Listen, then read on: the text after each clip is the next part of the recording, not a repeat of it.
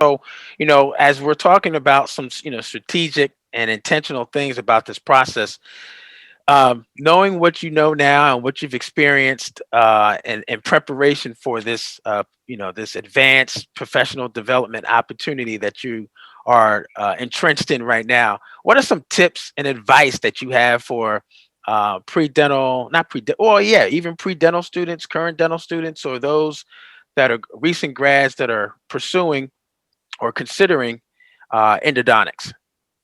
I'd say do all you can to stay up to date with the current literature. That's something that's really, really important in this field.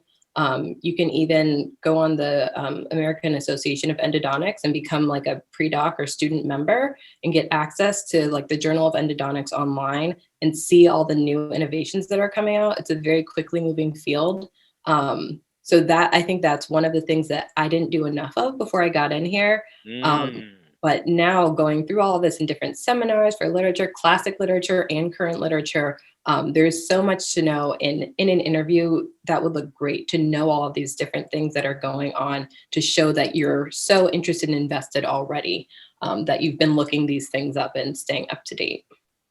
So those hot topics that are happening in endo, you want to stay on it. And plus, as you're developing your candidacy and your personal statement, that's content. That's content um, for your candidacy, to be able to have maybe a very mini discussion or a mini mention of some hot topic in endo that you are sharing that you want to explore as an endo resident as well. What other tips do you have? What other tips? We all listening. We on the edge of our seats, like what? Let's what else? What else? I'd say invest some time in finding a mentor within the field, whether it's somebody who's an endodontist in your area or somebody that you found online that you like their research or whatever that is. Just reach out. The worst answer you can get is no, but try to find somebody you can ask these questions to and can help guide you. I think shadowing is really important. If you can, I know it's kind of hard now, currently with the pandemic going on, to get into offices to shadow, but at least to be asking these questions and having those connections. And um, that's why our mentor is helpful too, because she or he can offer some shadowing opportunities for you.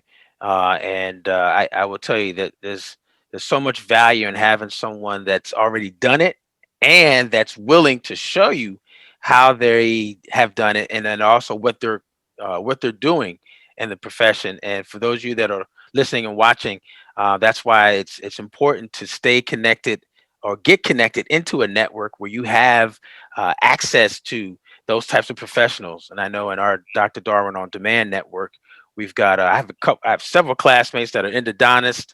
Um, we got Dr. Morgan now that she's getting ready to she's got her foot in the door as in the AAE community. That's the American Association. Wait, no, uh-huh. yeah, American Association of Endodontists.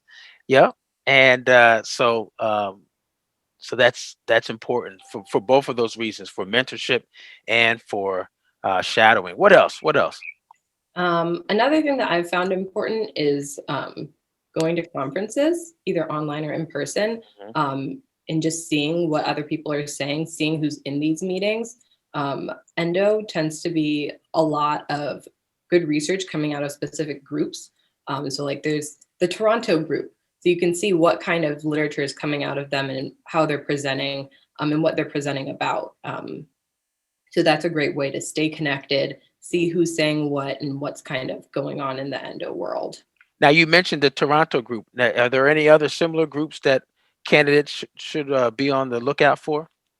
Honestly, most of the kind of areas within the US, and also abroad, they'll have like the main schools that are producing literature. They're considered like groups. So like in Boston, there are a lot of different schools. So we have Tufts, BU, and Harvard all within like a 10-mile radius. And there's Yeah. a lot of research coming out of there. Harvard's kind of known for a lot of basic science research. Mhm. There are a lot of really, really incredible labs coming at this school. So that's kind of what our area is known for a little bit. But as you research all of the different ones, you can see what types of different information is coming out of their labs. You guys that are listening, you're getting some good value right now. You're getting some like very important tips for your candidacy. If you can drop that in your, you do your homework, you write your personal statement, and you get an interview, and you share more about the things that you have learned about these various groups internationally that are, dropping science in the research area of endo. I mean, if anything, it's just going to continue to enhance your candidacy because, like you said, programs want people that, of course, want to be, but know why and can demonstrate why, Yeah, absolutely. right? Because your Yeah, first step into the profession is already knowing that you want to be part of it and knowing that why and being able to demonstrate it, right? yeah, So definitely. that sounds good. Any other tips or advice for candidates, especially as it relates to the application process? I'd say last tip would be focus really, really intently on your personal statement. Um, Mm, I'm an advocate that the personal statement is the most important part of an application, because that's where the program really gets to know about you, who you are as a person. It says a lot to say, oh, like I got a 4.0 GPA. Congratulations. A lot of people do, but not everybody is a great fit. And your personal statement tells them why you would be a great fit for their program. And it's really a chance for you to let them know what you bring to the table, why you should be there. Because if you think you should be there, you got to let them know. They're not going to find it out any other way. right. Um, And they need to know before the interview because you may exactly. You not, have to get because the you may, interview. right, because you may not get the interview. So they Exactly. got to know. So your first interview is that personal statement. Absolutely. It's definitely your that personal statement, and that's why it's so important. Next assignment is go to the next video. Go to the next video right now. Go, go, go. Love, peace, and smiles. Go to the next video. Go to the next video.